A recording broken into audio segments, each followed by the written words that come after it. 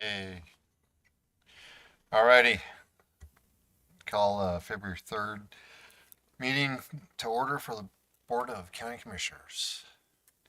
Can I get a roll call? Commissioner Coates? Here. Commissioner Laird? Present. Commissioner Nicolason? Present. Commissioner North? Here. Chairman Mill? I'm going to go with present today. First time I've said it in like forever. You said it one other time. Alrighty. If I could have everybody stand, say the Pledge of Allegiance. Pledge allegiance to the flag of the United States of America and to the republic for which it stands, one nation, under God, indivisible, with liberty and justice for all.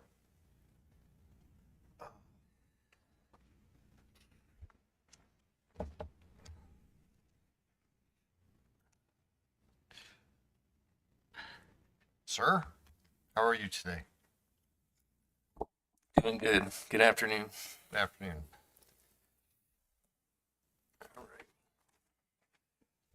Exciting things you have. All right. Thanks for having me in this afternoon. To tell you the truth, nothing terribly exciting at all. Getting caught up on some major some major things going on. Our park showed up for that Townsend lighting board that we've been waiting on since December.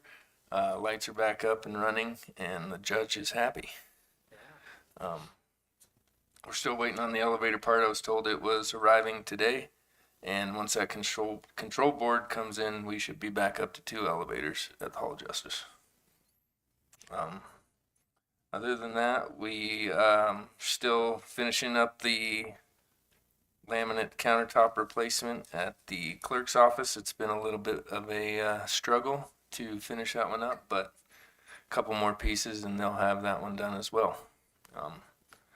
I know I'm short for time and I could go through this whole list. I don't know if that's what you want, so I was kind of almost open the floor for questions for anything that you guys had for me. No, I think we can read just as easy as anybody else. Okay. Anybody have any questions for Gary? Is there anything you need from us? No, sir. I think we're doing pretty well. I think budget-wise might look a little different. There's going to be some things that we need to address that are kind of lackluster and falling behind in some ages, and a lot of it is I can give you a heads up on those elevators at the Hall of Justice. We've been warned about them for at least 4 years that I've been here, and we've kind of been throwing parts at them just to keep them going and keep them moving. But those things go up and down all day long, and it's really starting to show their wear. I'm starting to get prices together so that we have a pretty good idea of what we're going to be jumping into, and that's a bad thing, right? We have 2 of them. We don't just have one. Brain of the elevator is what it's going to be. The car and the cables itself are, and the mechanics of it are in good shape, but the brains of it are outdated and falling behind seriously. And as Mr. North knows, with the Joint Powers Board being a part of it as well, we've dealt with this for quite a while. Other than that, I don't foresee any major things. I think that one's going to be the biggest on our list. I think other than that, mechanical wise and building wise, we're running pretty steady. You know, we'd always like to see those upgrades in flooring and lighting, and those would be things that I'll be throwing at you as well. But that's when the time comes. You haven't had to spend very much money on snow removal or anything. No. Either, so No, it's been a good year for that. I'm sure there's a lot of other people outside the county that don't look at it the same way, but I'm going to be happy to not be fighting the snow this year. So, but you all know just as well as I do, we could have 6 inches from February to May. Don't say that too loud. So, yeah, if you get those quotes on that elevator, Yep. I've got a thought. Okay. And Garrett, if you'll share that to me too, so we can get that information to the Yeah, to the city. board so that they have an idea of what we're looking at Yep. before we get there. So Yeah, I'm trying to get that as soon as I That way can we so can get it. everybody has an idea of Yeah. of what that's going to run us, because Okay. it's a good one.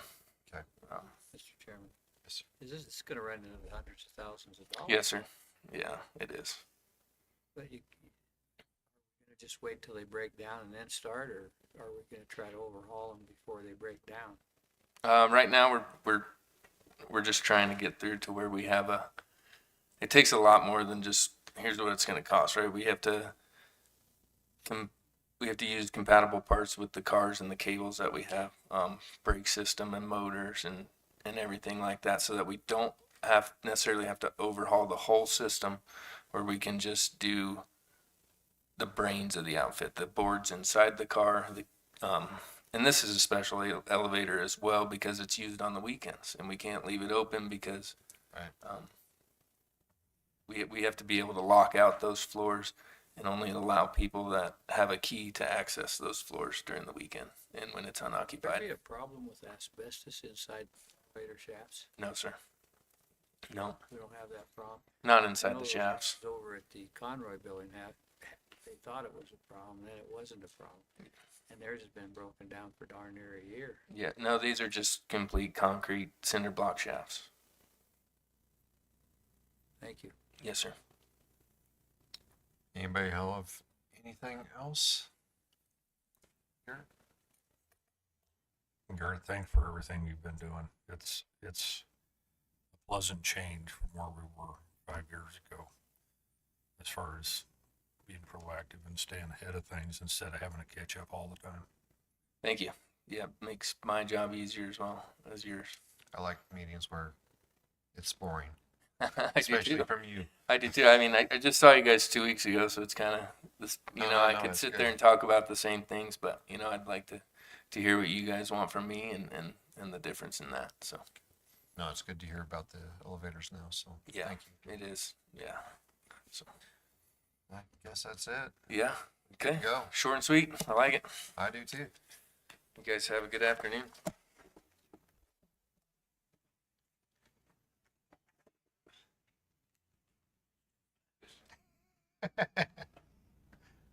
How you doing today, Mike? Good afternoon. Good, thank you. So, you guys all have this, okay. So I'm probably just gonna stay as brief as I can. You have questions, stop me as I'm going through this, and we'll talk about it. Buffalo Creek gravel pit, we're in the process of trying to bid that out. We're still waiting, for the return of the sage grouse report from, Game and Fish. And of course, tonight we'll be talking about the conditional use permit for that. That has to go into the DEQ. So hopefully we get that underway without much more delay. Herbst gravel pit, plan on putting that back out to bid. I've got one question that waiting to hear back from DEQ on that one, which was the depth of the groundwater, which we never hit any groundwater out there. So they've got some new people that are having some issues with all that, and we're trying to get work through that. We've already mined there, so I don't see it as it being a problem. The Gray Reef flap job, federal lands, they actually called me today. They're planning on coming up here next week or the week after, start their survey. They're gonna be flying a drone out there. And yeah, that program is funded, but the funding stops in September of '26. It has to be reallocated. They act like today it's not going to be a problem, but every time the government shuts down, it stops this project. And so that's optimistic. They heard the weather was great up here, and so they wanted to come up. Did the recent shutdown stop everything again? Well, he didn't act like it did. I mean, he was sending crews up here, so I'm expecting them to be here. They said they'd call when they got here, let everybody know. The new shop building, we're still working through the process of that purchase with the land and the lot correction. It has to be done through Mills, and that's not finished yet. We anticipate working with ESC on that. I spoke with them last week. They're going to give me a new update on pricing. We'll probably go ahead with the engineering And that money's budgeted in the county road fund, which is separate from these, tribal consistency funds. So they could prepare that and then, put it out to bid. We won't spend that tribal consistency funds on that portion. The Squaw Creek project, that's, I think, on tonight's for, getting the process going on accepting that road and, correcting it. And if that all turns out okay, they're gonna start to go out to bid with that, hopefully at the end of the advertisements, and any public comment will be okay with that. Badwater Bridge, we amended the, well, we didn't amend it, we applied for a new easement up there for YDOT, so they could put that bridge where it is instead of where it used to be and never was built there. And then we're gonna abandon that old easement, and they're still moving ahead with that project with the engineering. Gray Reef Bridge is same thing, YDOT's moving ahead with that. We signed the agreement with them.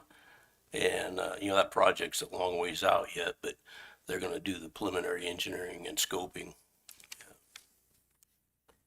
And, of course, the road acquisitions, we're moving ahead with another road, be East End Road. We've got most of those documents, and we're having a meeting on the 9th with, Worthington to, finalize that. And then that'll be coming before you. Sign most of them. We're gonna work on the East Edgerton Bridge up there. We gotta put some decking on it, and we've had that for a year. We just haven't got it done because of weather last year, but other than that, we've done general maintenance on a lot of roads I've listed there. Nothing really crazy about that. We placed some gravel on segments of Baker Cabin and Notches and Strawhecker, and we're gonna be spotting gravel out on Poison Spider where there's some weak spots in the road. Work on that. Worked out at the lake. Actually, we had to put a new culvert in out there because we were blading the road and hit it really bad and kind of damaged it. So, and it wasn't really at the right angle, so we changed all that so it flows better. And the parks didn't have to pay for that. Road and Bridge paid for it because we hit it. But we're working on all the roads out there, which we have to do twice a year under the agreement with the Bureau. So we've just about got them all done, including Pathfinder. And Spectrum Fiber is starting their work on Zero Road and Poison Spider. They'll be going all the way out to the school. So you may see some of that going on. They've got all their flags out in the borrow pit. Yeah. You probably saw that. I wouldn't want to be them, but there's so much utilities out there. And then we inspected the fire trucks up in Midwest this week. Have some issues with the way they're taking care of them and the way they're leaving them. I mean, it's kind of a disarray. There's garbage in the seats and they haven't been washed. And I don't know, there's just some issues there we're going to discuss. I've been hearing things. I heard they replaced a water tank on one of them, which they didn't. That's why I went up there, because they can't do that. They're owned by the state, and you just can't start changing the trucks around, but that was just a rumor. The BLM fire mitigation team started their work out there at Alcova a week ago. They're looking at doing some of that mitigation in the cabin area and in the estates, where they'll go in and cut the junipers. And then down below Alcova Dam, they're going to do some there. They're just taking advantage of the weather, which is great. We don't have anything to do with that. I was just letting you know they're there. Shop services, we're just working on CM2 trucks and general maintenance. And then I put a motor grader out to bid, so that'll open on the 19th. And other than that, that's everything unless you have questions. Anybody have a question? Mike?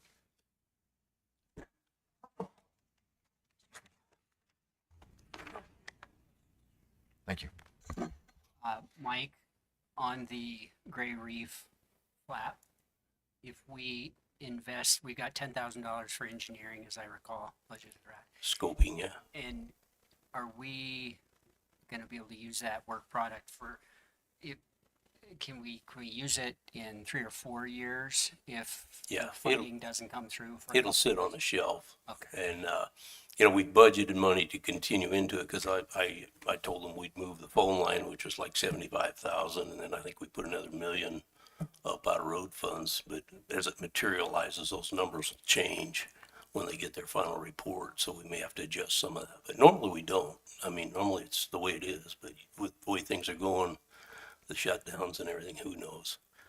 So that'll be, and then that bridge is on the same road, so that YDOT's they're doing a bridge, Flap's doing a bridge, and then YDOT's doing the other bridge. So that's got to be coordinated. YDOT pretty much said they'd wait till the project was done to do theirs, so. All right, Any further questions? Thank you, Mike. all Appreciate it. right.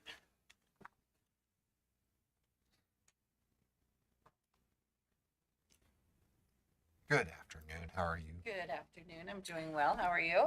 We're here. All right. Gotta be somewhere, right? Let's see. I'll start off with AI. We have a small focus group that we put together and we're working on a policy.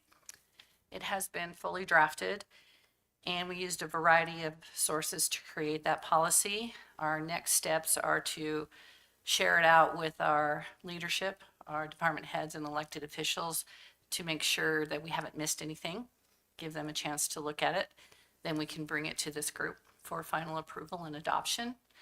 As part of that policy, we're looking at, and I'm not quite sure how far this is going to go. At the very least, we're going to have a training component for employees and staff so they know what the guidelines are and how to use AI responsibly. There will be an acknowledgement piece so that employees can acknowledge that they understand the policy. And then there's a governance aspect to it, and it could be very broad, it could be very narrow. At the very least, a simple review of AI tools that are in use to assess their security implications, mitigate any risk, make sure that the data is secured and how it's being used. So we've held a few meetings. I've gone through some training and we had a vendor come in, look at our policies and give us some recommendations on how to really develop this program. We meet once a month, so we're on track, but it's taking us a little bit of time to get it put together. Is there going to be any changes in computer use or anything like that for the average person? On how they use the tool and our tools. So the intent is to augment the employee, not replace. Give them the tools that they can use to help enhance their skills to work more effectively, to work more efficiently. So I'll move on unless you want to questions on stop that? with questions on this. Well, I don't have a good feeling for the benefits or the risks of AI in the public government context. Obviously, there are some things that we don't want uploaded and then Correct. For safety and security reasons. But maybe just give us a little bit of an overview, if you would, or me, of some of the benefits and risks, because yeah, people don't want to lose their jobs, so the augmentation is great, but how, from a practical perspective, how are the clerk's employees or the legal department's employees assisted by it, and what are the risks? I can give you a few examples that we've already done. For instance, a resolution was passed. So you take that resolution and you put it into AI and it come back, and now I have an application for a permit to apply for specifically the resolution on weight restrictions.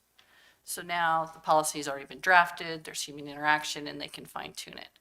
Idea generation, learning. Our coders use it to help them develop code. There's knowledge bases. So we're working with the clerk of district court on new processes in her office where we create an AI tool where it then can assist a new employee on answering question, ask it a question, it gives an answer, it's a verbatim answer, or it's based just on the content of the information that you gave that AI tool.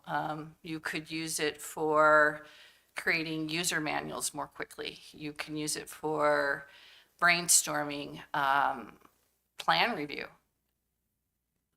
to help facilitate mundane tasks, those kinds of things. Those are the things I can think of off the top of my head. Does that help? Yeah, thank you. Do you envision the county using one source for AI? I've got 3 of them on my phone. No, I don't. So is it just whatever one the employee or the department wants to use? Well, as part of this policy, we're going to review each and then give guidelines on which ones meet kind of the standards of security, safety, that kind of thing.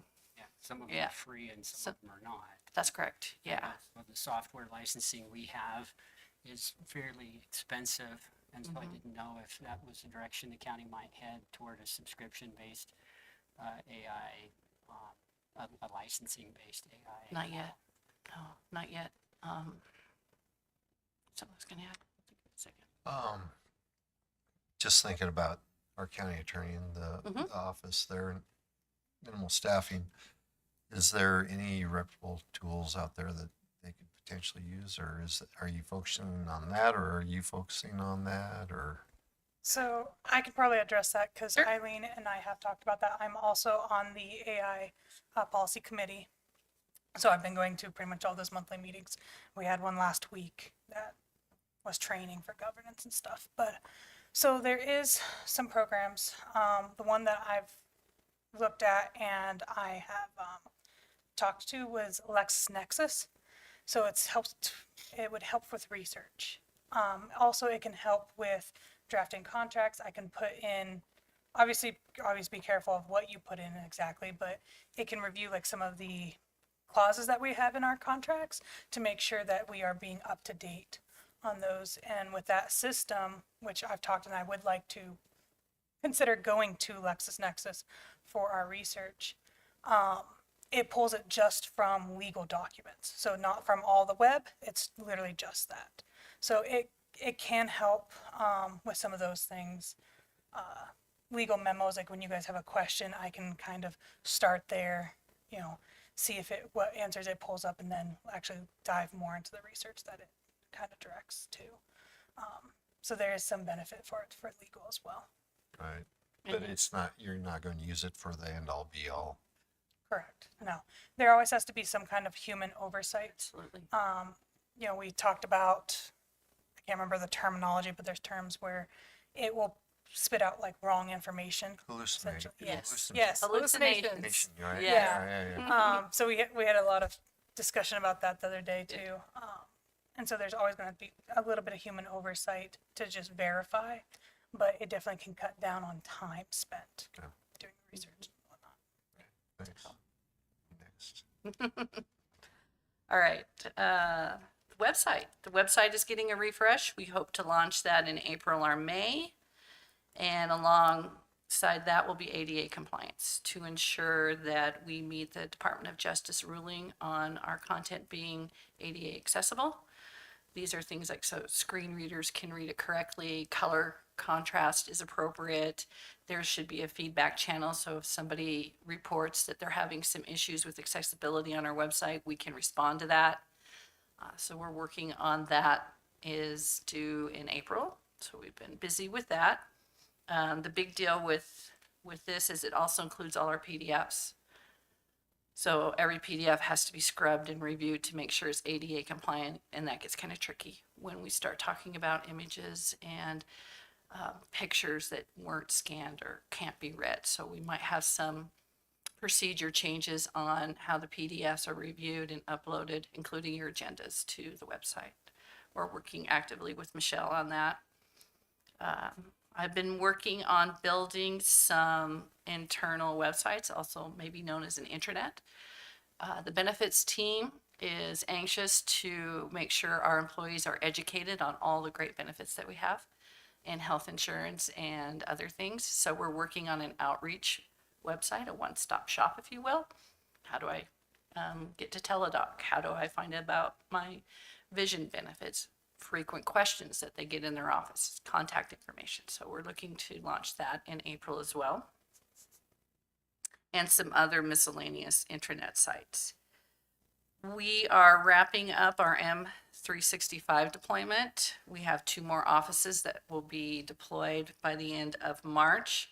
Met with the sheriff's office today to discuss and assist them on their journey to M365 OneDrive and all things shared there. So we're working with them on that. Met also with Tracy's office, Ms. Good, on election. It's election year, election support. So we'll be busy ramping up and supporting her with that effort. Working with emergency management, part of the team to complete those emergency action plans and continuity of government. That kickoff meeting is here in a week or so. Helping out with the HR steering committee on the wage study and health insurance and some other miscellaneous day-to-day tasks. So coming up is budget, as we all know. If you have anything that you're interested in, including in the IT budget, please let me know. Any questions? All right. Thank you very much. Thank you.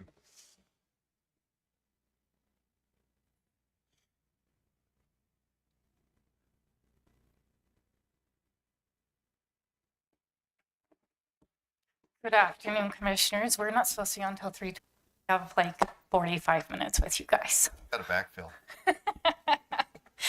So as you saw in our development department update, so Brad put up a lot of the big projects on for your review. And then we have planning department items. I don't know if there's anything specific you guys want us to talk about or kind of give an overview, or if you have any questions on any of the projects. Peter? Well, I'd like our discussion today to talk about, at some point, the dilapidated properties and kind of our approach on those moving forward, but maybe not quite yet.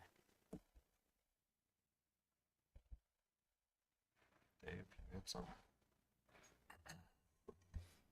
This is more for Brad than it is for Sabrina. Just the update on Mesa. The Mesa project is moving along. We have approved the equipment for the service on the manufacturing building. So no more issues with their service gear that they were planning on using. There was a problem with, we thought there was a problem with some UL listings on what they were using. We got all that worked out. They should be in the process of getting that built and shipped and getting it installed. So we stopped that freight train. Okay, good. Appreciate it.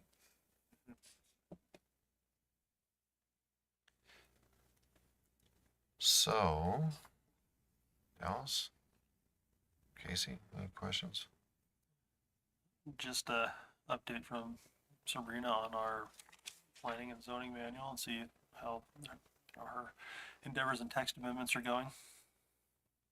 Mr. Chairman and commissioners, we have had no comments so far on any of it, so I'm going to ask P&Z next week and see if they have anything else, but nothing so far. So from your memo, there were 17 or 19 responses from out of 300 contractors. Is that correct? Well, you were soliciting some contractor comment, and it didn't seem like you got very much response. And is there a way to try to get some of these people Disappointing to? response. I'm leaning towards, we're gonna look into attaching something into OpenGov, into our permitting software. So when an applicant goes in and applies for a permit, once they're done, I want to have them to have the option of giving a review, sort of like the 5-star review you do at Walmart every time you do a receipt, you know, that sort of thing. So they could rate us, give us a comment if they had any issues, what we could correct. So yeah, the survey I sent out in an email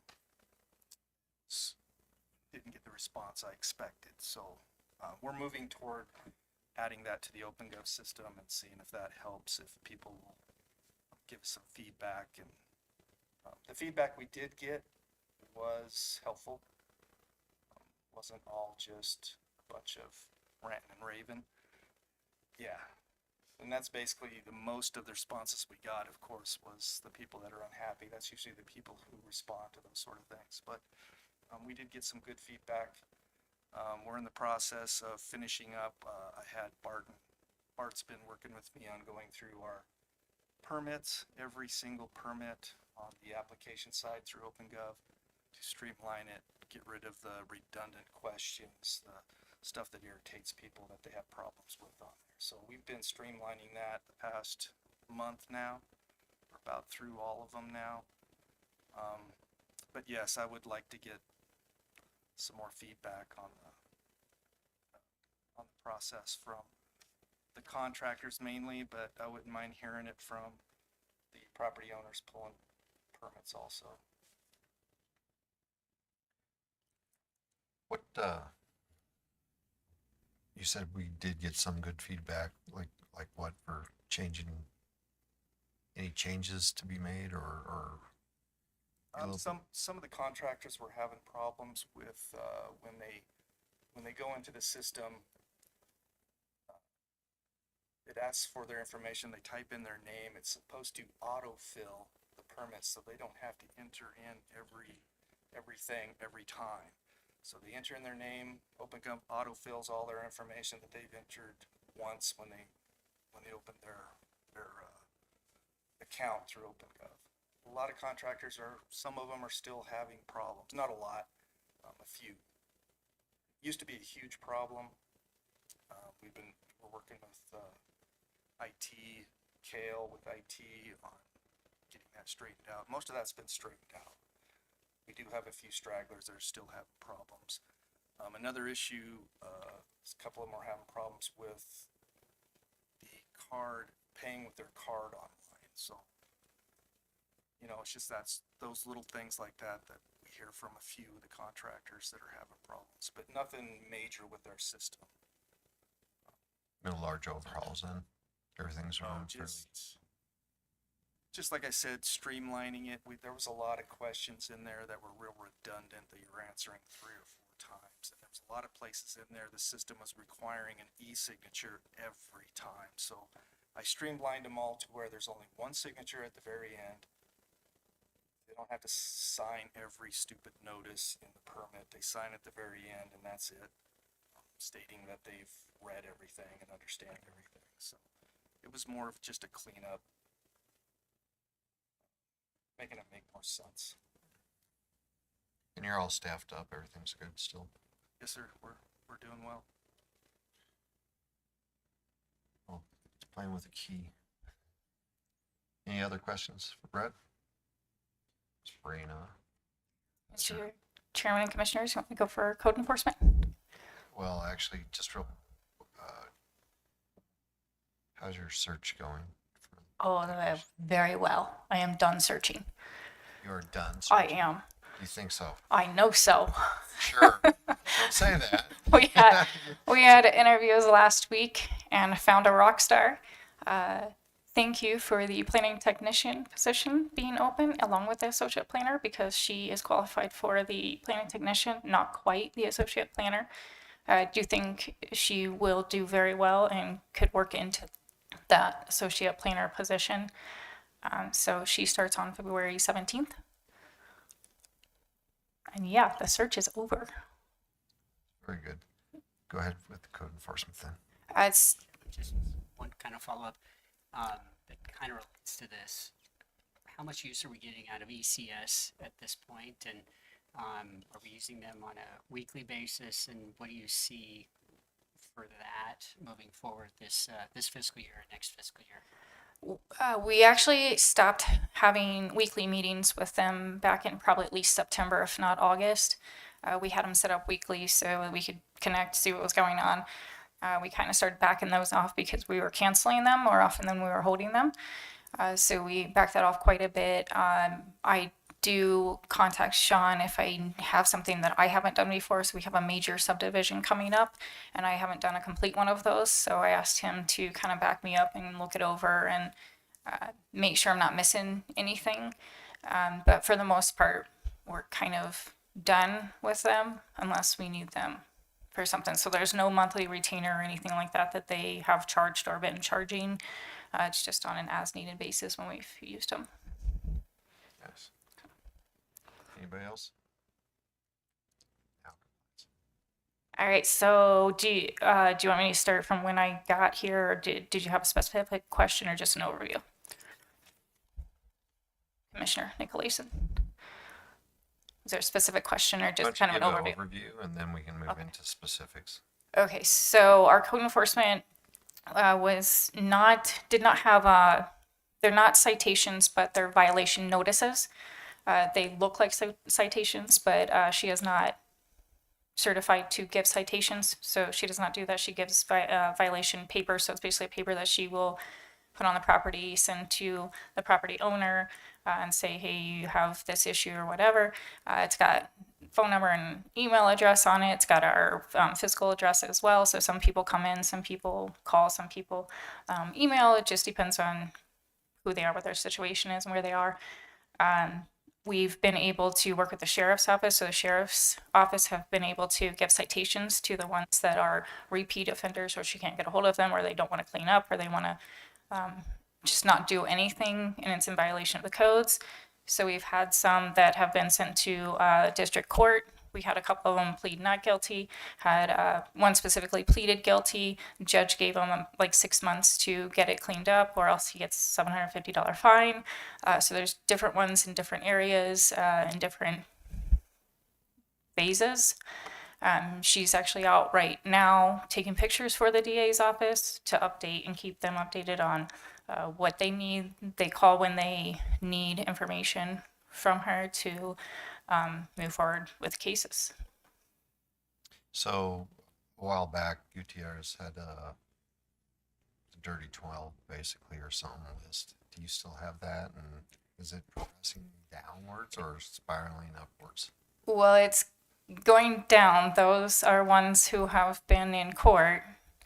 There's a few they had to track down. The sheriffs couldn't get into some places, but they've tracked them down. And there's a couple been in jail, so we know where they're at. So that's, yeah, we're working through it. We ain't messing around. We had a gentleman that came in here at least 2 or 3 times complaining about all this junk over in the Heights area. Has that been taken care of? So, Mr. Chairman and Commissioner Laird, we had a gentleman come in our office probably 2 or so weeks ago. I don't know if it's the same gentleman or not. He was actually he was complaining about his neighbor with some junk, but he was also wanting to build a garage that seemingly was in the alleyway because the alleyway has moved to his property instead of being where the alley actually is, which it can easily go where it's supposed to because there's not any buildings, fences, anything in that area. So I said, as far as we're concerned, you have to meet the setbacks, get your building permits, and you're free to build it on your property because the alleyway should not be in your property. So I don't know if that's that same gentleman. Well, he was complaining about all the junk cars, and what triggered me to ask that question is you're talking about repeat and heavy offenders. What did you mean by heavy offenders? So, Mr. Chairman, Mr. Laird, the repeat and heavy ones are ones that have been on the list for years. And sometimes they clean stuff up and sometimes they make an effort and then they accumulate more items that shouldn't be accumulated. So a lot of it's like rundown vehicles. There's There's a certain, like, they can have antique cars and a certain number of them, they have to be screened in certain areas. A lot of it's zoning, depends on, if it's in urban residential and it's a 2-acre lot, then a lot of those residents nearby don't want to look at your 18 cars that you have that are run down. And so you have to put them behind some sort of screening. So ones like that, and usually a lot of those guys will comply. And we have a compliance application that we work with them on that, here's your violation. And if you want to work with us and we can work out compliance, let's work towards getting into compliance. But if they don't respond and they don't want to comply and they don't like the government, then, there's only so much we can do. Wyoming, Right. So, but, yeah. Thank you. So part of that discussion too was that they're moving stuff out into the roadway, which isn't a public street, isn't a county road, isn't, it's just dedicated public. But more than likely, their property line goes to the middle of the street or something like that, right? Are you addressing anything where they're just kind of leaving stuff out into the street where it's blocked? Can you look at that at all? So, Mr. Chairman, there's an easement, so there's, 30 or 60 feet, depending on where the road is and what it is, that people have to be able to access. We do have some non-friendly neighbors that like to put fences up and gates up. And in some areas, they can put a gate up. They just can't lock the gate because they're not restricting public access if they don't lock the gate. Specifically, we have one up in Garden Creek and Use the other one. Oh, you killed both of them.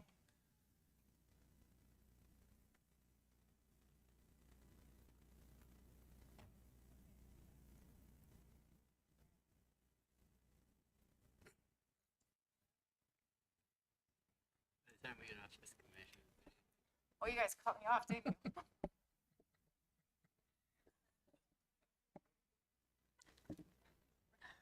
That'll work. I knew you were going to do that. Specifically up at the Garden Creek Heights area. So Raymond and Ridgecrest come up there. They used to be Bloody Turnip HOA, and then they decided to divorce and split, and then so now they're two different HOAs. Well, then somebody decided that they wanted to put a gate up, and you guys can't use our road, you have to use that road, and we're going to use this road. That's just not friendly, but he's got a whole bunch of signs up that say no trespassing private property by order of a judge and this stuff, but the gate's not locked. Emergency could probably get through it. They'd have to get out and open the gate.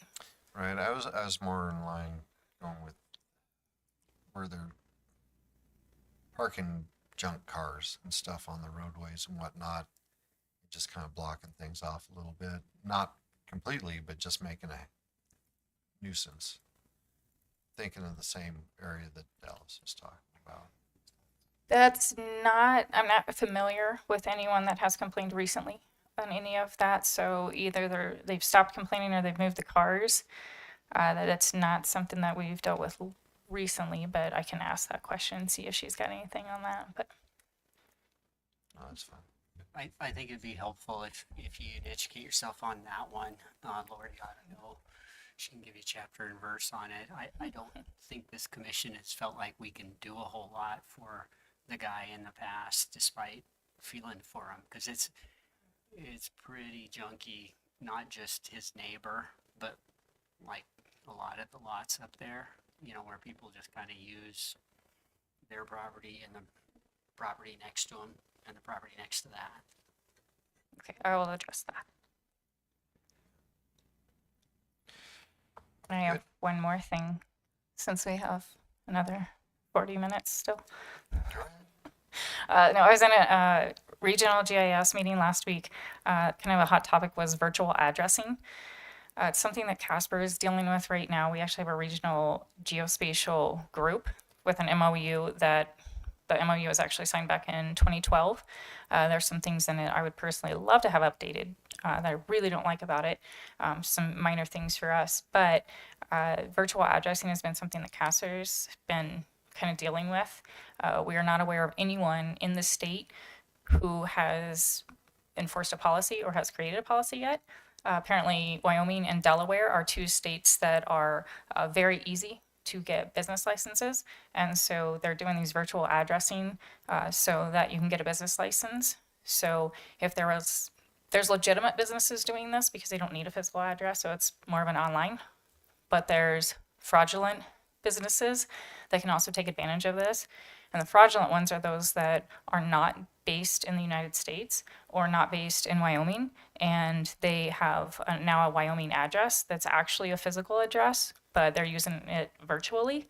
So it's either 30 or 32 Gold Street in Sheridan has over 120,000 addresses virtually addressed to this address.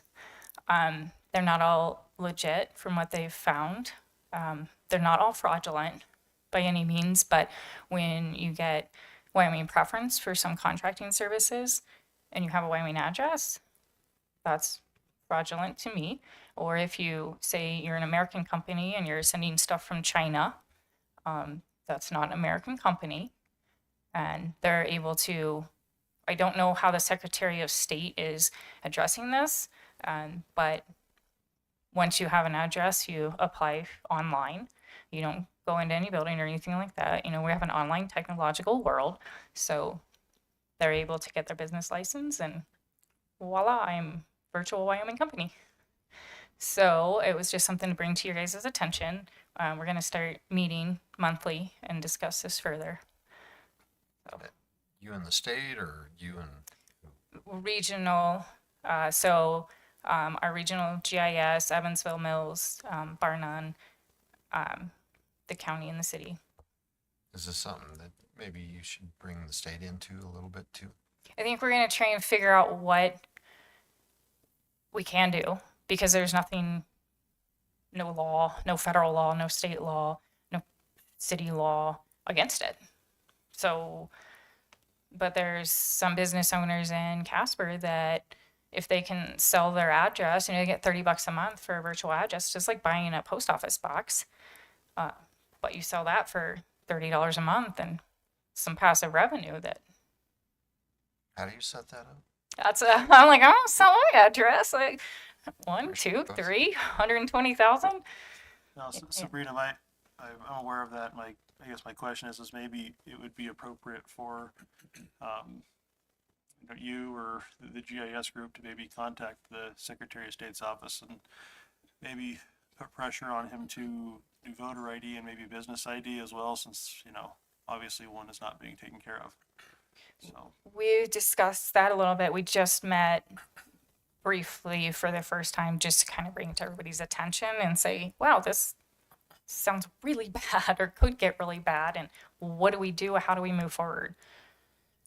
And do we want to address it was kind of the first thing. And we all agreed we should probably talk about this. And what would the county's interest being in addressing it? Just More so on the MOU and updating the MOU so all the entities are in line with, and a lot of it has to do with road issues, addressing. I got 4 calls yesterday on addressing alone and address issues. Got another one this morning. Just naming is one thing, but whose road is it? Because Hagler wants all of those roads. I know he wants to maintain those things, but trying to protect him here. appreciate it. Thank you. Sabrina, are those directly tied to a registered agent then? Mm-hmm. Yep. So that is something that the Secretary of State needs to be able to address. Yes. Okay. Mr. Chairman, there's also, what's happening is these entities or these people are also using actual resident addresses and signing up for their businesses using people's home addresses. We've had several instances of those come in. And so we direct them to the Secretary of State, and there is a complaint and a procedure that the Secretary of State's office makes them go through. They have to, file it through their office. So it is becoming problematic. And also for these virtual addresses, it affects our titling, our vehicle titling, elections. So it's a bigger scope than just, than what it looks like on the top. Keep us in the tune. Have a great day. Let us know what you find out. See you in a and couple whatever. hours. Yeah, right. Any other questions for her before she runs away? Looks like she's trying to get out of here too fast.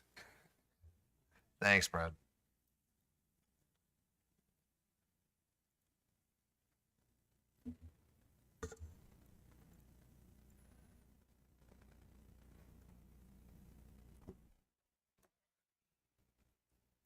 Afternoon. Loud enough. Is it on? Can you hear me? Awesome. Good afternoon. So some of these projects that I had updates on, the other department heads have filled you in. I do have a couple more further details that I will get into on benefits in the compensation study, but otherwise I would like to start with hiring. The assessor over the past 2 weeks has hired 3 employees. She is now full, so we've been busy with those. We did hire the planning technician. Sabrina filled you in on that. Drug court has hired 2. They are starting February 17th along with the planning technician and 2 from the assessor's office. So orientation is full for February 17th. Our next orientation will be February 23rd, and we've already got 1 for that. The county attorney position, we do have 2 applicants, and I have protected information that's to discuss with you in personnel in executive session. Just to remind you of that position, we were going to leave it open for 90 days, and that 90 days will cease on April 7th. So we've got a couple months left. Any questions about hiring? Nope. Along with that, I wanted to let you know that I was working on the annual turnover or attrition rate. Once I started digging into it, it's kind of blown up, and what I want to do is an annual HR report. It will not only have turnover by department, but it will have how many workers' comp cases we took care of, FMLA cases, applicants that we received, training completion rate, benefit enrollment and utilization. So it's kind of blown up a little bit, but I think it's important information that we should start tracking year to year and good information for you commissioners. So I hope to have that completed for the next update. One thing I will say with the turnover rate, we typically stay between 17 and 21%. We were closer to the 21% last year. With that being said, I want to give you the statistics on having people who left and were terminated versus people who retired, because we had a lot of retirees last year, specifically with the sheriff's department. So I think it's important to break those out so you can see those that actually put in their time and ended up retiring versus those who left or were terminated for whatever reasons. So that will be in there as well. Benefits, we are running high. I have let a few of you commissioners know this. We do have 1 case to discuss at executive session that pertains to litigation. So we'll discuss that next. But with benefits, we are, with our 12-month variance, we are running 18% higher with a total deficit of $1.4 million. So the benefits team is paying close attention to it. Eileen mentioned some of the things that we are trying to implement with employees to get them more involved with their benefits, to help with the plan, to understand how can they shop around, what can they do to make it simpler for them. So we're working very hard on that. The compensation study, we just finished phase 3 and we're moving into phase 4. We will meet with you commissioners on February 17th for a quick update. And then on February 18th, we meet with all department heads and elected officials so they can see their own data, their preliminary data. And then everything will be wrapped up, and Baker Tilly is the company that we chose. They will be here March 17th to present results to you and the recommendations. So that'll be the first item on the agenda, March 17th meeting. So explain the difference between phase 3 and 4 at this point. So phase 3 was a lot of the data collecting and the scoring that we brought in each department had an elected official with their positions. And there was 9 different points to score within each position with 114, I think we ended up with different positions. We had to score every one of those. It was a lot of work for the team that met with every department head and elected official. So phase 3 was a lot of the scoring. Phase 4 is moving into here's the results. After all the scoring's done and tallied, they put the market data together with it. And so it's the results. It's the final stage. Any questions so far? You're doing good. That's pretty much all I have, Chairman. I did have a question on the employee handbook. Was it revised or where's that at? So no, we have not completed the employee handbook. One of the reasons being that there's a lot of projects going on, number one, but number two, this compensation and market study is going to help us with a lot of the benefits portion and compensation portion of the handbook. Because along with that, the market study for wages, they're doing the benefits portion as well. I think we're lacking, I wouldn't say lacking, but we're behind the curve on the accrual of vacation leave. Right now, employees only get up to 12, they get 12 days per year, but you do not increase until after you've been here for 10 years. A lot of places you start accruing more after 3 years or even 5 years. And so I think we're behind the curve on some of those. I don't necessarily want to bring forward, hey, we need to start increasing how much vacation time. I just think the accrual needs to change. And so we're going to use the HR steering committee to follow up with that. One thing that I do want to bring forward to the commission, and we had discussed before, was not doing an actual handbook. It's separating out the policies, because every time you change a policy, it comes before the commission and you change it by resolution. So our handbook right now has like 9 or 10 pages of resolutions in front of it, that when you go to read the policy, you have to make sure you read all the resolutions to make sure the policy didn't change. And it's not simple for employees. It's not simple for us department heads. So we want to break them all out so it's not just one handbook, that each policy is separated. So anytime we need to change a policy, we do it by resolution and that policy's changed. And we don't have to worry about every employee updating their handbook with the resolutions in the front.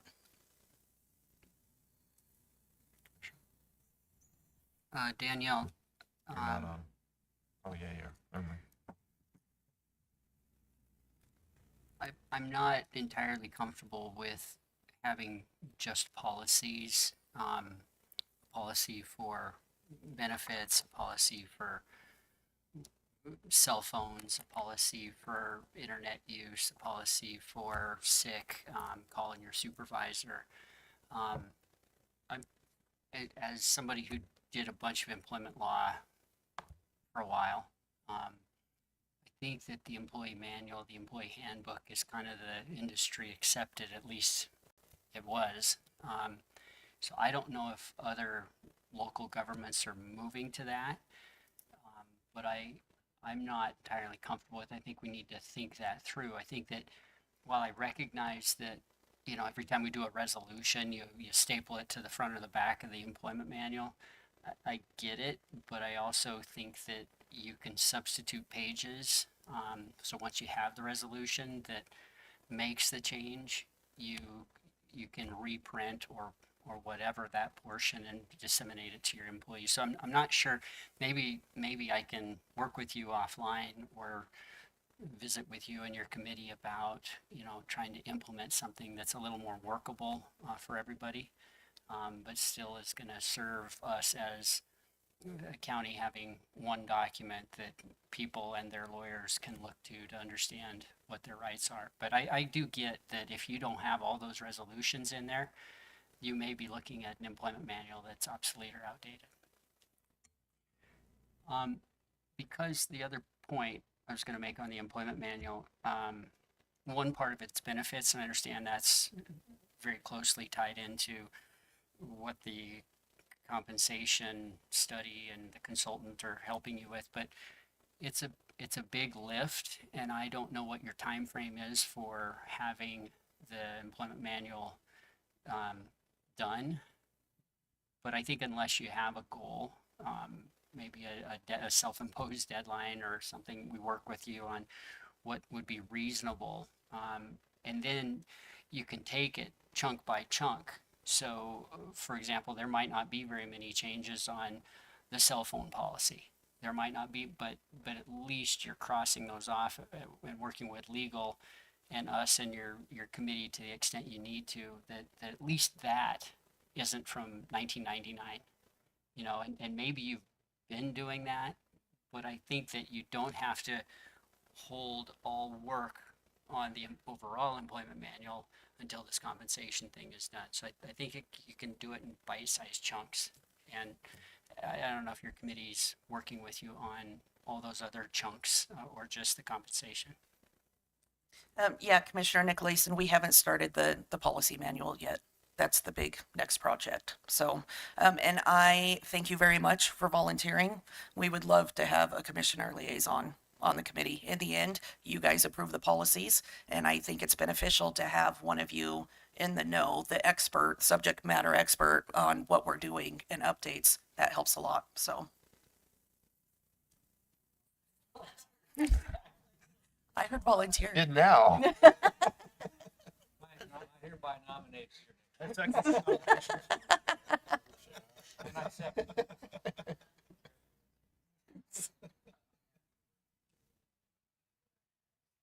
Okay, thank you. No, I agree. I think once we get past the compensation benefits and whatnot, that's fine and dandy. But I think schedule, calendar date, some self-imposed goals would be good to try to get that moving along a little bit. Okay, I will have that prepared for my next update. Anything else? Nope. We're almost on time. We're great. I have a few for executive session, so thank you. Yay.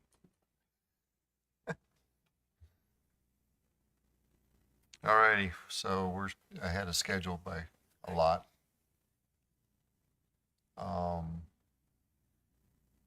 Moving to commissioner discussion.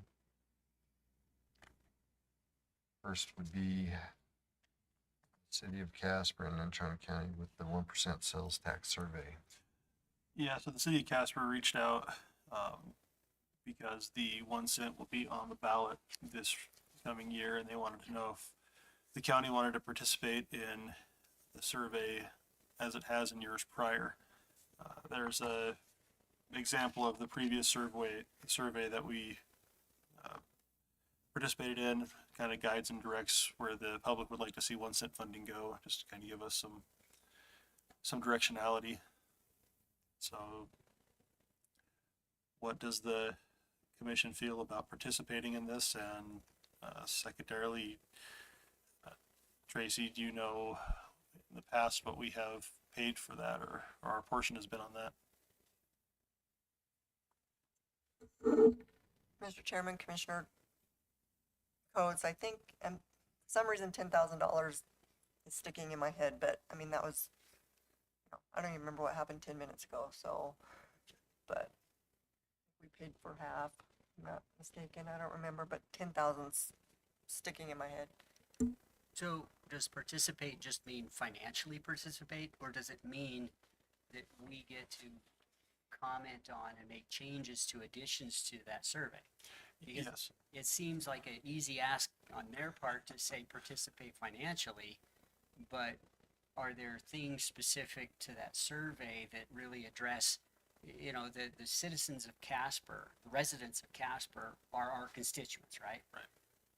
But we have other constituents.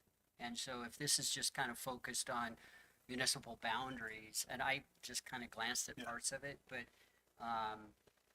you know, so I don't know. I mean, I think that if we're gonna participate financially, then we need to participate in a meaningful manner. But the 1 cent is critical for us. And so I would like to support it in every way we can.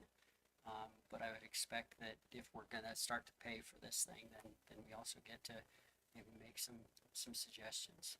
Yeah, the early conversation was to, if we wanted to make changes to the survey as it was previously, or if we wanted to make any, additions to it, that would be, completely within our power to do that.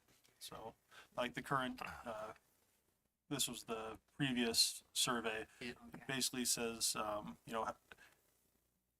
on a ranking of most important to least important, where would you like some of this funding to go? It spans from county buildings all the way to the sheriff's office and everywhere in between.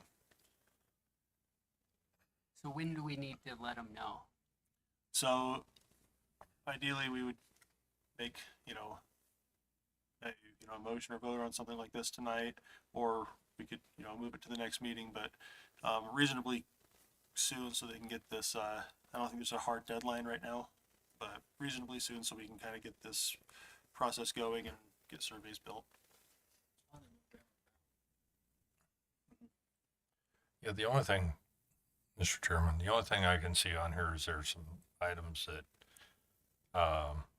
may not be as pertinent to us at this particular time, and there's other items that we may want to look at a little closer as far as things that are out in the county, as far as the direction goes. Just reading through the items that they have listed for the county, that's the only concern I'd have.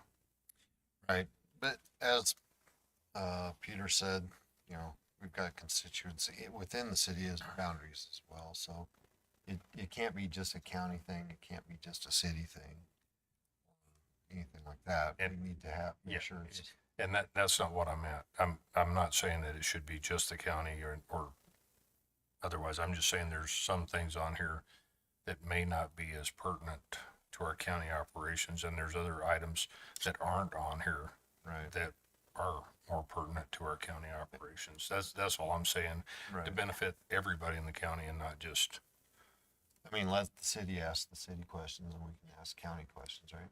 yeah.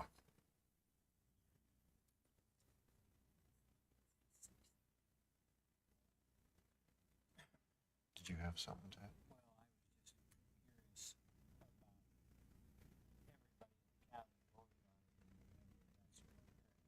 Yes. Right.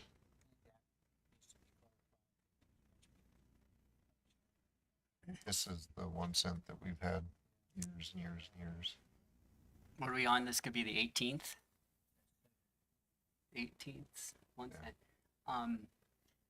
I look at the bottom of this 2022 survey and you mail it in the enclosed postage paid envelope addressed to someplace in Kansas.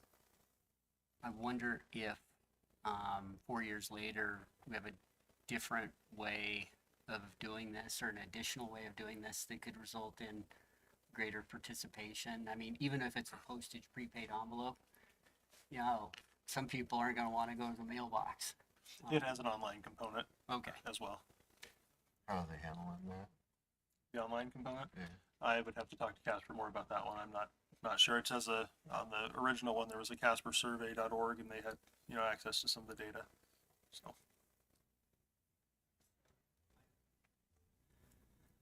So Casey, what do you think would be most useful? You make a motion to participate. Which is, Okay, fine, but participate in an amount not to exceed the lesser or the greater of $10,000 or half of the cost.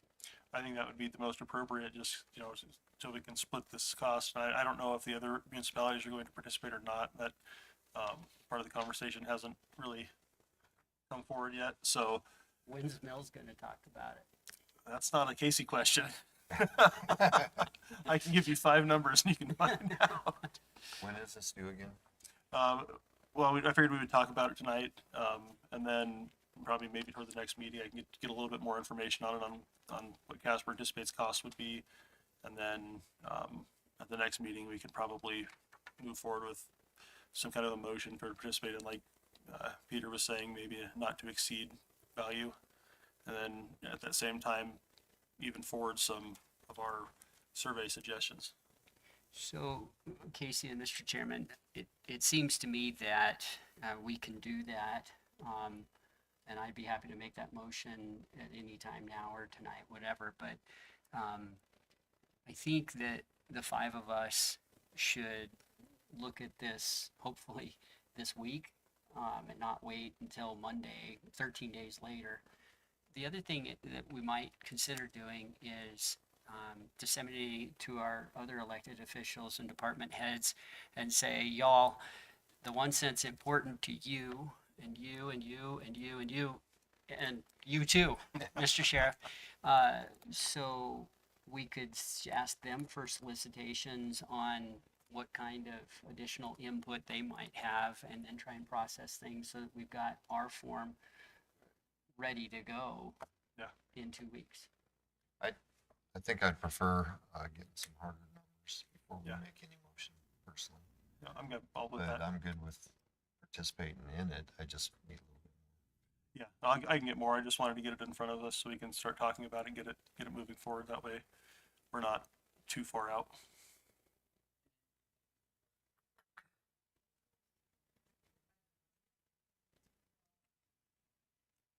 Yeah, I think you can tell them that.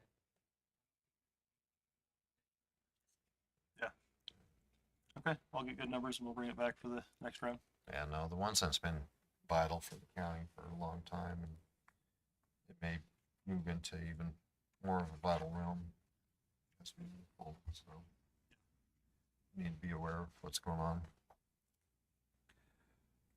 Alrighty. So, any other questions or discussion on the tax survey? Collective Health Trust, the waiver and extension under Foundation County Agreement. So, Mr. Chairman, this is a almost identical process like we went through last year, except the time frame is much shortened. So, and Beth is here in the audience if you have any questions, but the big thing is this is so the independent auditor has time to review the information that Banner sends to the Collective Health Trust. So this extension just allows them to process everything and report it correctly to us. What's the extension? 60 days. 60 days. Mr. North? Yeah, I'm supportive of that, just we get more accurate and better information. I agree with the giving them their extension. Since you're here, is there anything, you and Eric are here, is there anything you want to bring up to this or speak to as far as the extension? It cuts by 5 days every minute you say no. No, just kidding. No, I don't see a problem with it either. Getting that time, get more accurate information. So I'd make a motion to authorize the chairman to sign that document extending the Collective Health Trust. I'll second that. Motion and second. All those in favor say aye. Aye. Okay. I guess, there you go. Nice you could make it, Eric. Try You it. just have good timing. You walked in right at the right time. It's good seeing you too. Well, that was easy. How about the DEQ ISC Settler Wind Project letter? Reached out to the different municipalities. On my part, Ashley, you were supposed to reach out to the departments. Yes, I reached out to the departments and the other electeds. I got responses from everyone. No one had any concerns.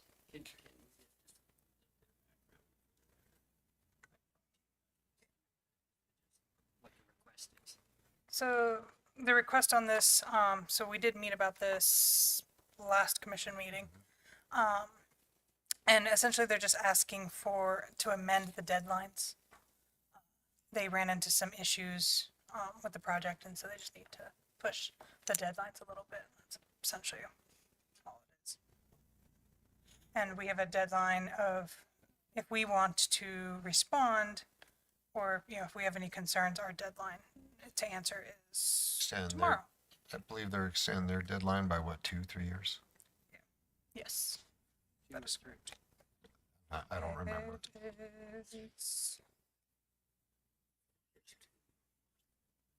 Looks like it's 2 years.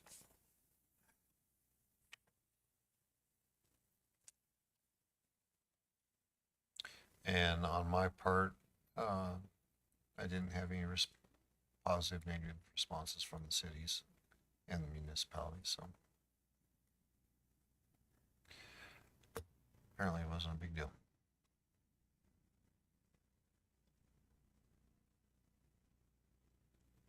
It would probably be approved despite Natrona County and its municipalities and towns' objections. I'm sure. But, kind of following up on one of the issues, to avoid a fire truck overrun, we're not gonna have that issue again where people buy fire trucks that because of a 2 or 3 year delay, the county has to scramble to Try to pay for it. that money. Yeah. I had asked Brian Oliver, and he said he had no concerns, so. Okay. That's, Even more than frustrated. that was his email. Actually, No, you won't. These two might.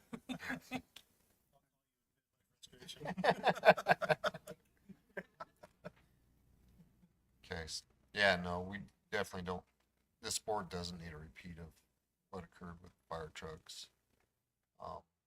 And I'd suggest to the future boards that if that happens, then it's tough. It's just how it is. If they don't have the money, don't spend it. But maybe once people.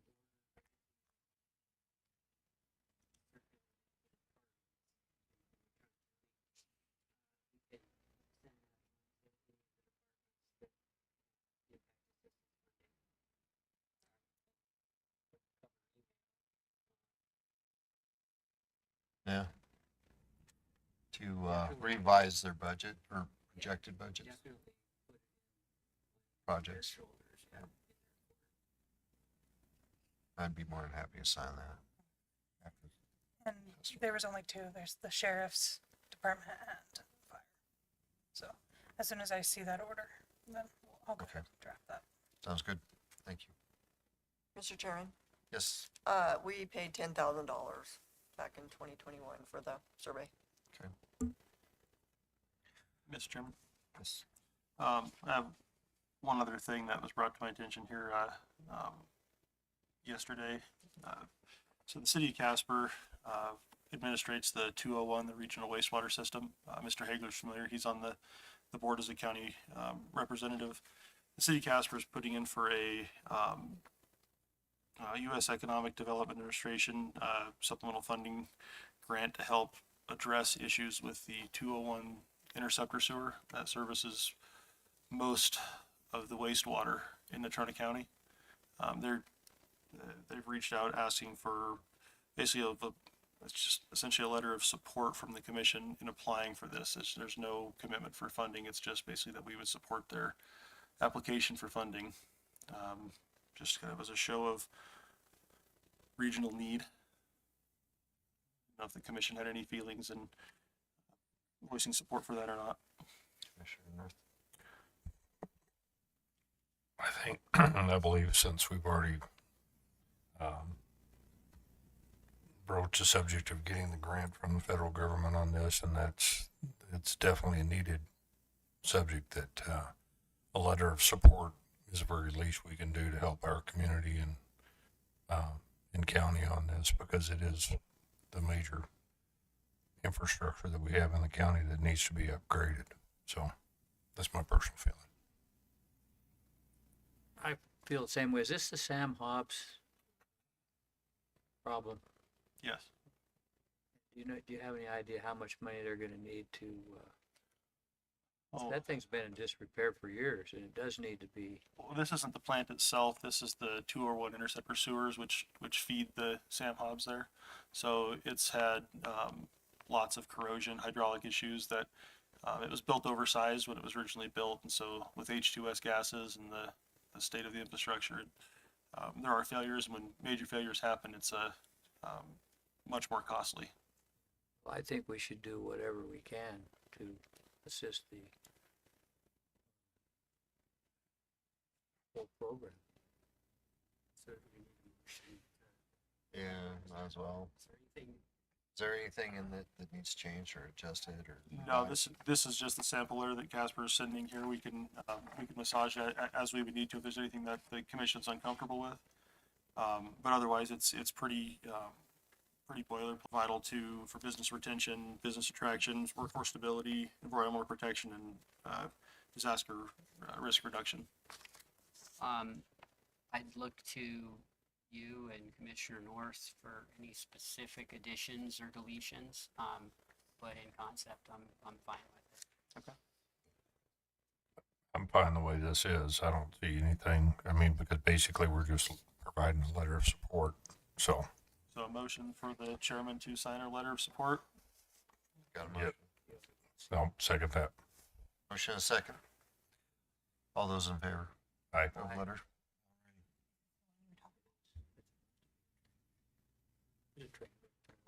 No, this was something else. This is the other letters. Thank you. I'll get a draft for you there. What? I'll Which get back one? to that. Sure. Okay, you want to draft this one? Negative. Alrighty, so we got that letter of support out of the way. Y'all probably saw the email that came across here a while ago, about a request from Evansville, reference new police station in Evansville. They aren't asking for our money again. This is just another community letter of support from the county, asking that we write another letter of support in favor of a new police station. Again, no money, no commitment. It's kind of a short turnaround. So, any questions, thoughts on that one? There is no letter. We'll just have to, I'll put something together and go from there. Mr. Chairman, Yes. because this didn't come from the mayor itself, I think that we should reach out to the mayor and get that from them. So we just stay in line with what we need to do and just have Ernie provide that information to us. And I think that'll just keep it a little bit cleaner. Okay. That I do too, but I wanted to bring it forward.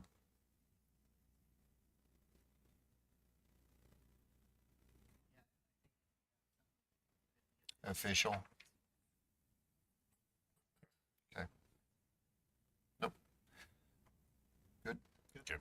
Okay. So we'll not worry about a letter of support from them until we receive official email from them or official notification of requesting for that letter of support. Let's see.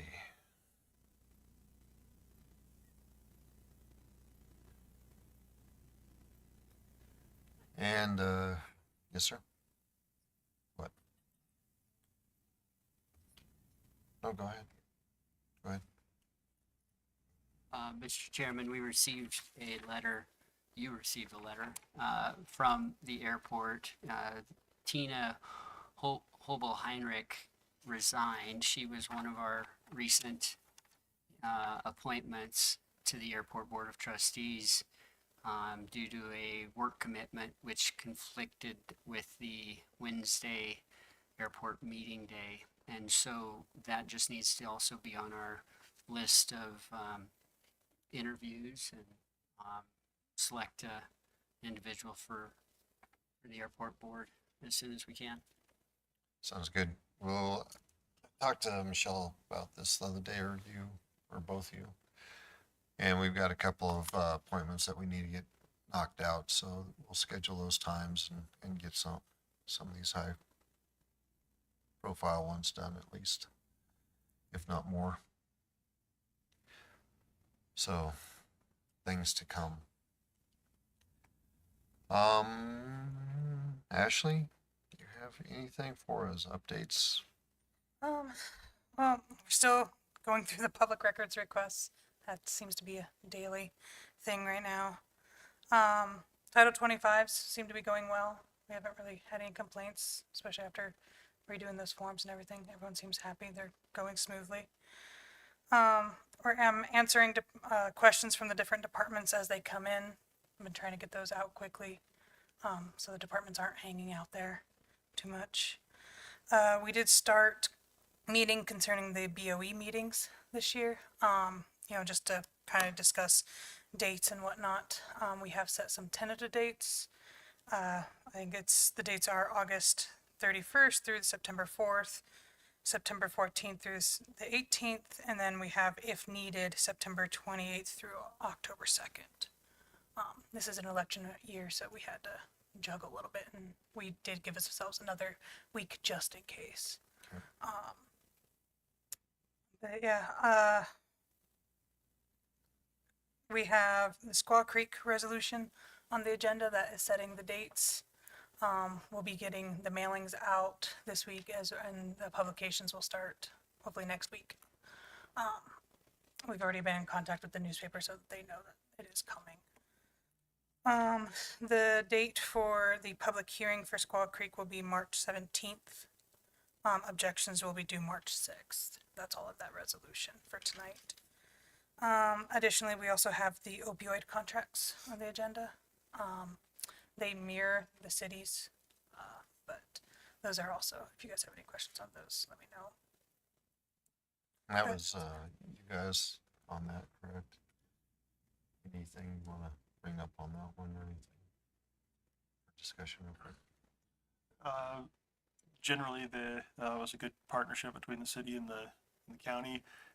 Agreed to partially fund, I believe, the majority of the applicants. I can't recall exactly if we had any withholdings. I don't think we 5 of 7, and yeah, that's right. But no, all really good.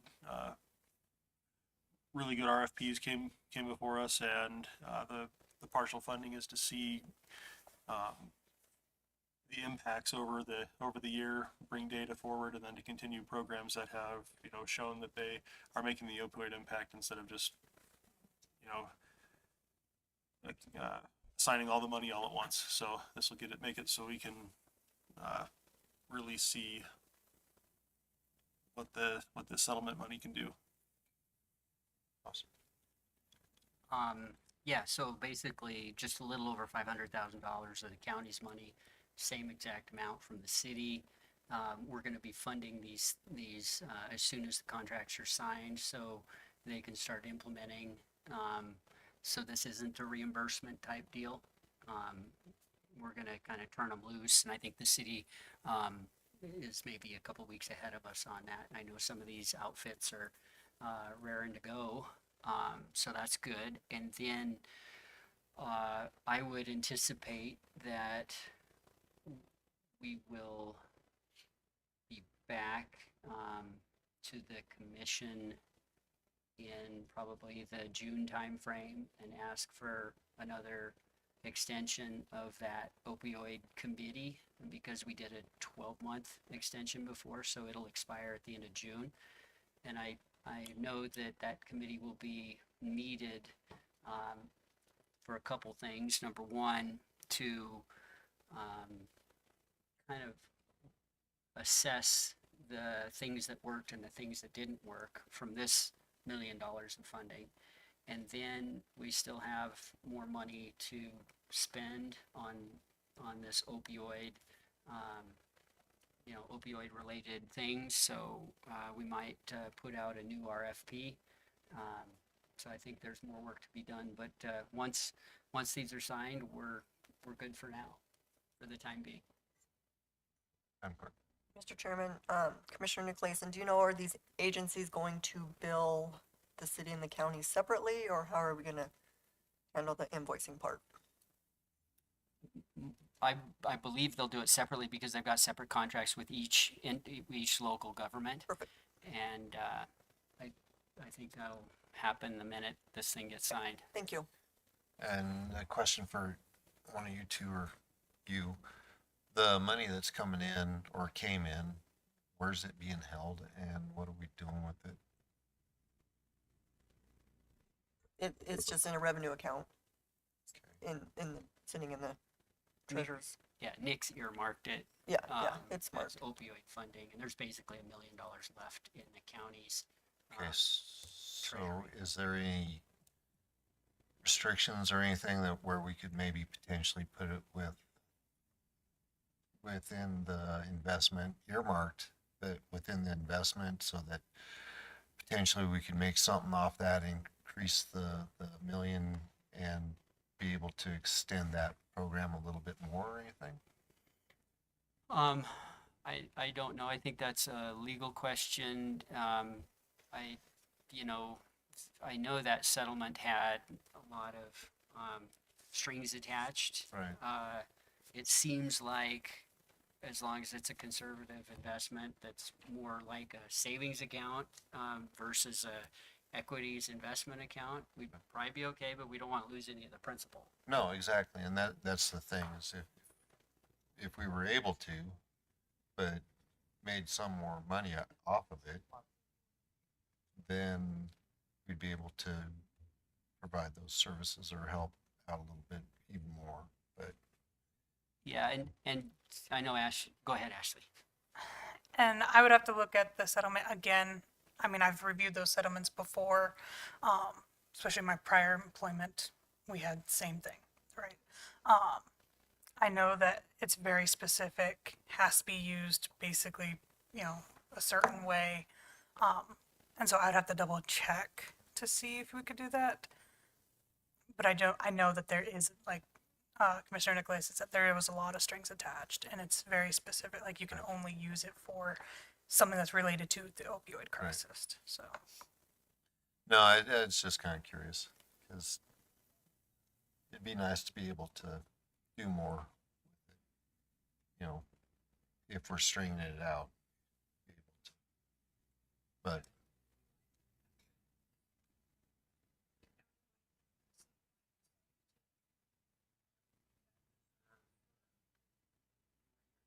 yeah. So it's something worth, I'd say, looking into maybe. Yeah, the only other thought I had is Eric Nelson, the city attorney, worked at the time of the settlement and the funding and the agreements. He was the county attorney, and I know you could reach out to him just for any, I guess, his 2 cents if you wanted to. Great. Anything else, Ashley? no, that was on my list. Mr. Chairman, Yes, sir. I had one item that I need help with. I got I'll be right back.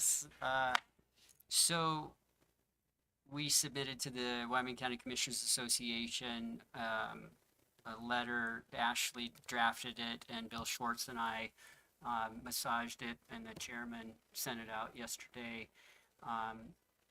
It looked a lot like the one we did 18 months ago, where we petitioned the WCCA to intervene in the Teton County glamping case.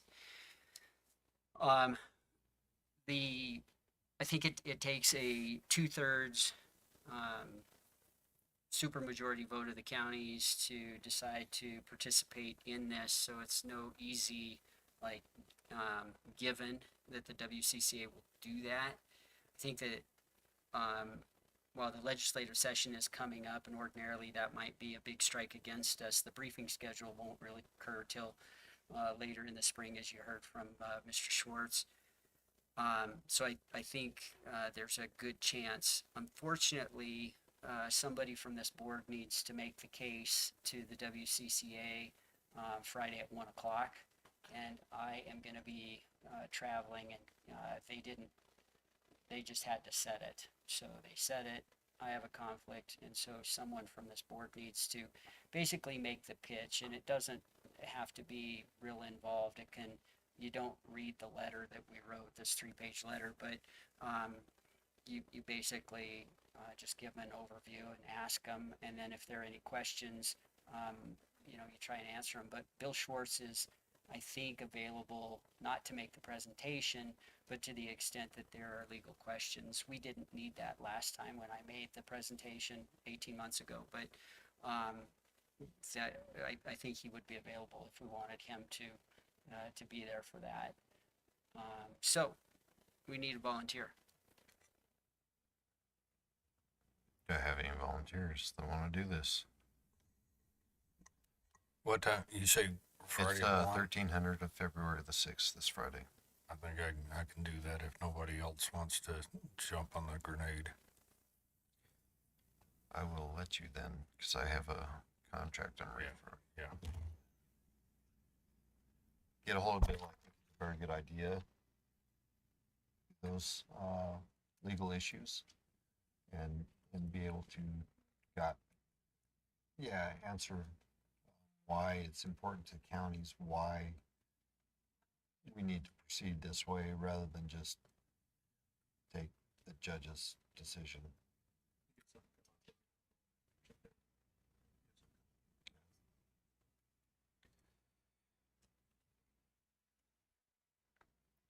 You got this email, right, Dave?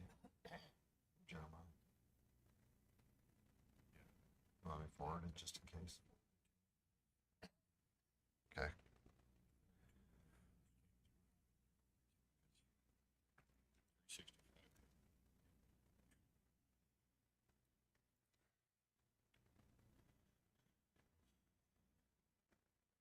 Let me get this going and then we can keep going.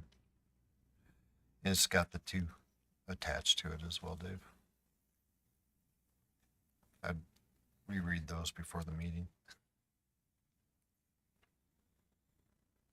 Okay. All right. Sent.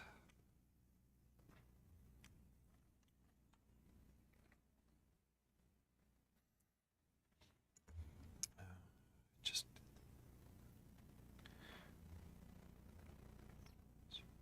Mr. Chairman, to the consent agenda, I'll be making a motion to add an additional indigent claim that Michelle put under my nose. So Okay. just FYI. sounds good. I think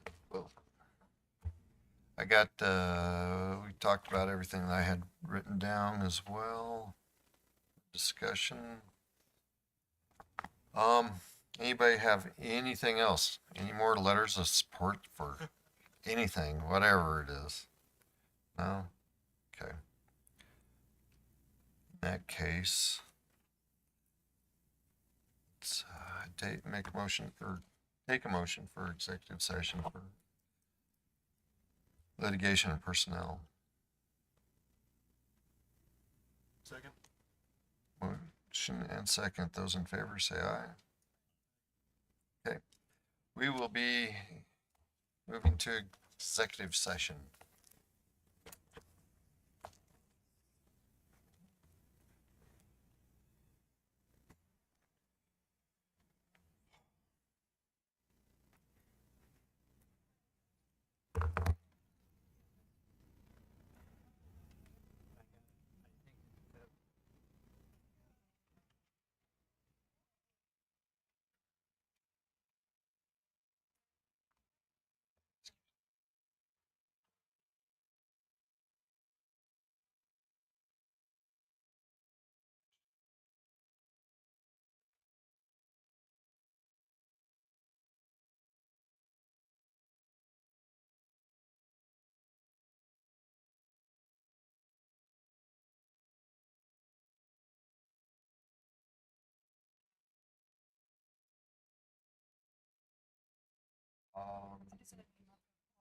Was Earlier today, and I said maybe not. I could say.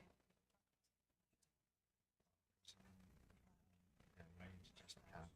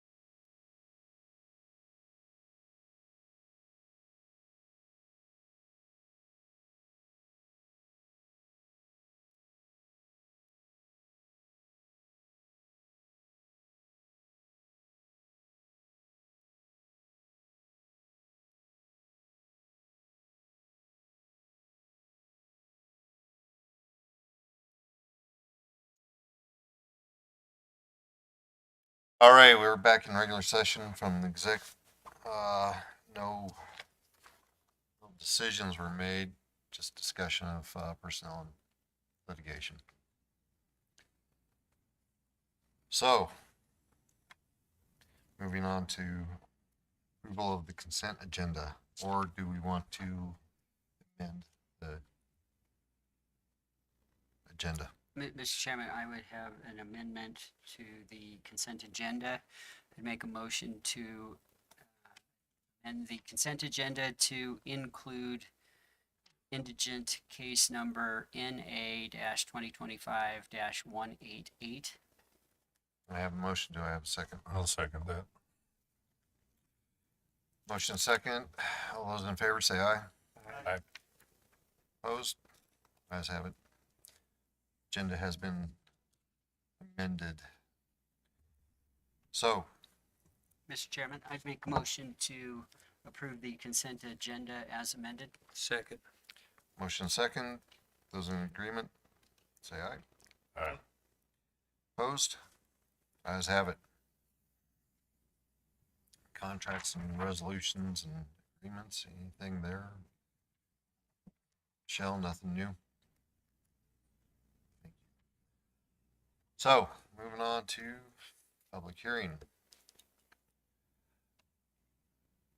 I now declare the public hearing open for consideration of the CUP 25-02, a request by Natrona County Road and Bridge for an approval of a gravel pit in the ranching, mining, agricultural zoning district. The project location is on the Buffalo Creek Ranch Road, approximately 40 acres, and the gravel will be used to maintain county roads in the area. Hearing will be conducted in accordance with state statutes, rules of the Natrona County Commission, and other applicable laws. May we have a report from staff? We meet again. Thank you, Mr. Chairman and Commissioners.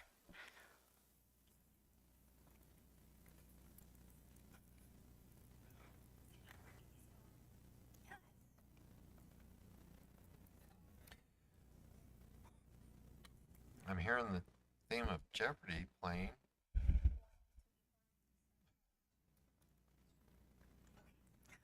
Thank you, Mr. Chairman and Commissioners. The property is located in the northwest corner of Natrona County, approximately 24 miles north of the intersection of Highway 2026 and Natchez Avenue. It's located, as you mentioned, in the ranching, agriculture, and mining, so RAM district, which has a minimum of 35 acres. The adjacent land uses are all RAM and agriculture. If you look on this map in the blue area, that is kind of the north of the blue area, and the little blue dot right there is where this is proposed to be located.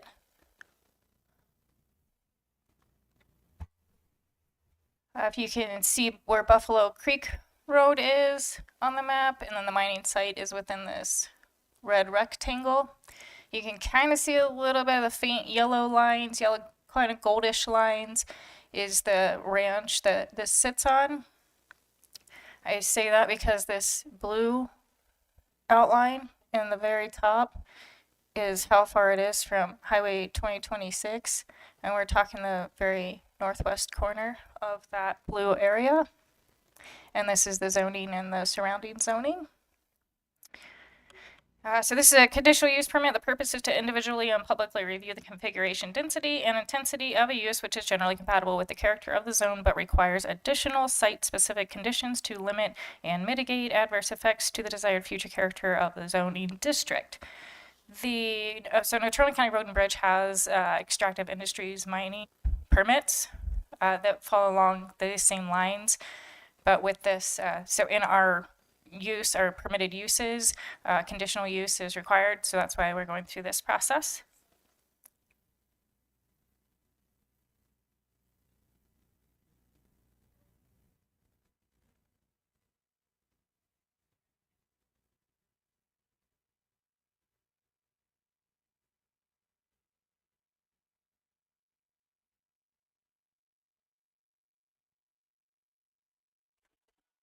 Hello, hello. Okay. I can talk faster if I need to. I was asked to slow down, but I'm just saying. Okay, so we're in compliance with all of our approval criteria from Chapter 5, Section 7 for our CUP standards. Staff findings, in this case of the CUP 25-02, staff finds the criteria for approval as listed in the above steps 1 through 7 are met.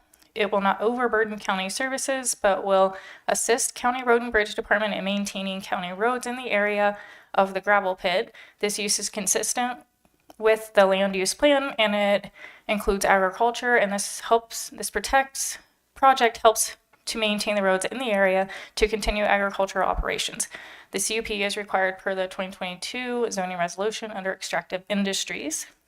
For planning considerations, the Natrona County Health Department stated the nearest plotted systems are approximately 3,500 plus feet away. Any sanitary facilities would require a wastewater permit. No concerns at this time. County Fire has no problem with this request. GIS Department stated that they do not have any comments or concerns for this application. YDOT did not make a comment, but you can see how far away it is from YDOT roads. And Natrona County Conservation District did not make a comment either. For public comment, staff sent notices to surrounding neighbors. As of the date of this report, staff has not received any written comments. Staff recommendations staff finds that the application for conditional use permit is complete and the request is in compliance with items 1 through 7 of the approval criteria as shown above, and recommends a do pass recommendation to the Board of County Commissioners. The staff propose that BOC enter and vote and recommend approval or denial of the requested conditional use permit. And should you approve the request, we have no further conditions for this project. And we recommend that the motion incorporate all, by reference, all findings of facts set forth, and the applicant is here with us.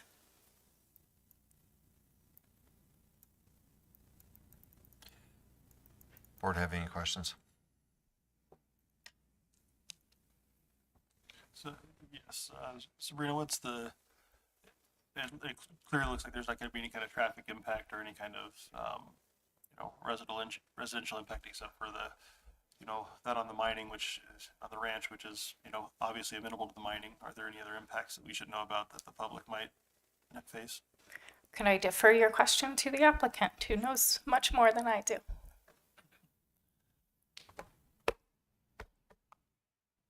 You repeat that question? Sure. So there's looking at the map, there's obviously no major traffic or travelway impacts to this. And other than individuals that live on the ranch, are there any other public, residents, any kind of, any other members of the public that would be impacted by this in general? It doesn't appear to be, but. No, there's one other ranch further north, but they're not gonna complain. I mean, it's fixing their road. Sure. If we go as far as we're talking about going up to the Willow Creek area, it's gonna take in a couple ranches there that haven't had any material on their roads for many years. So generally for the benefit of the county. Yeah. Thank you. I mean, there's hunters in that area, and then it's the scenic byway of the BLM, so they aren't participating in any of those costs. Mr. Chairman. Go ahead. So Mike, basically all this gravel is gonna be utilized to maintain the Buffalo Creek Road in those areas up there that are Right. directly associated. It's not gonna be coming back. Oh, we're not gonna haul it back. I mean, if there's enough material there as we start this mining operation, we may work back towards, Armeno in that area, but, and put some more gravel on that, but, it's not coming back to Casper. Yeah, it's all gonna be north of Yeah. the highway. Okay, thanks. Any other questions? Any further? Thank you. You have anything to add? Fine. So at this time, I would ask those individuals who wish to speak in favor of consideration of CUP 25-02 to approach the lectern. this time, I would ask those individuals who wish to speak in favor of consideration of CUP 25-02 to approach the lectern.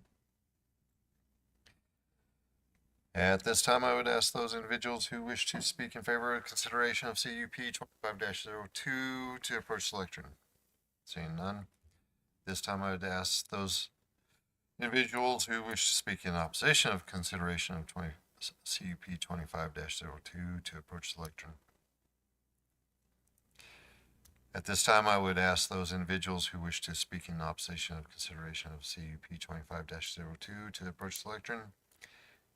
And final time, at this time, I would ask those individuals who wish to speak in opposition of consideration of CUP 25-02 to approach the lectern. There being none, or none others, or no others, or anybody that wants to speak for or against consideration of CUP 25-02, I now declare the public hearing closed. I'm not touching the hammer. So, do I have a motion? The application.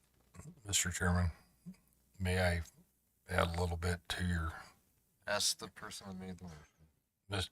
Commissioner Laird? Okay. In addition to the approval for conditional use CUP 25-02 with, be approved with all staff recommendations associated with this. That sound good to you? Yes, sound one. Okay, so I have a motion.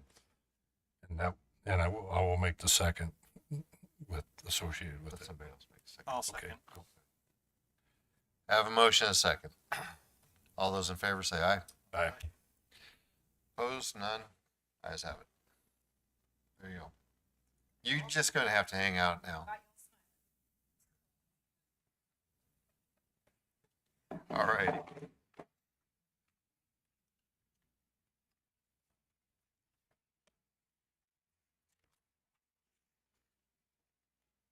Where are you going? You can't leave. I don't know. Maybe I want to talk to you afterwards. I don't know. Alrighty. So, for public comments, and there is no public, so I chased away apparently the only public that we had. Commissioner comments. Dave. The only thing I have to say is that we've got legislative sessions starting next week, and I have absolutely no clue what's going to happen down there. So it's going to be an interesting year.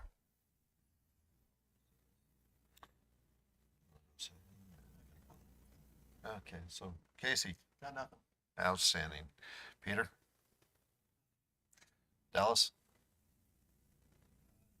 The only thing that I've mentioned it to, Mr. Chairman, I think I mentioned this to you, but I will not be, I'll be out of town for a week and so I won't be here for the 17th meeting. Okay. But I could be by phone if you needed something. We'll manage. I'm sure you will.